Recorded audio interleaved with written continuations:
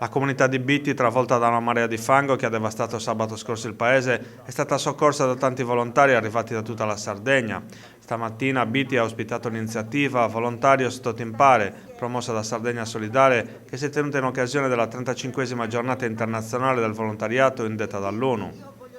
La manifestazione inizialmente era stata prevista a Cagliari, ma l'abbiamo voluta tenere qui perché oggi Bitti è il simbolo del volontariato sardo che come una grande famiglia si è stretta intorno ad una comunità, ha sottolineato il presidente di Sardegna Solidale Giampiero Farru. Tutti i comuni sardi devono sapere che in caso di necessità c'è un mondo pronto a rispondere e a mostrarsi vicino a chi soffre, ha continuato Farru, che nel suo intervento ha anche rivolto un saluto e un augurio di pronta guarigione a padre Salvatore Morittu.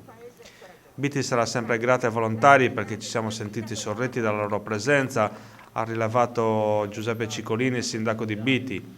Non ci può essere ripartenza senza solidarietà e per questo ringrazio i tanti volontari senza nome che sono venuti a darci una mano e sono andati via senza nemmeno un grazie.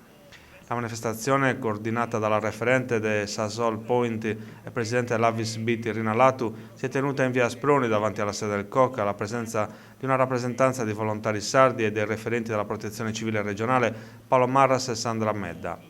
Don Totò Cosu, parroco di Bitti, ha voluto sottolineare 3 parole. La prima è grazie a coloro che in tutti i modi possibili stanno aiutando il Paese a superare questo dramma. La seconda è insieme perché abbiamo bisogno dell'aiuto di tutti. La terza è perdono perché dobbiamo chiedere scusa alla natura che è nostra madre e non matrigna.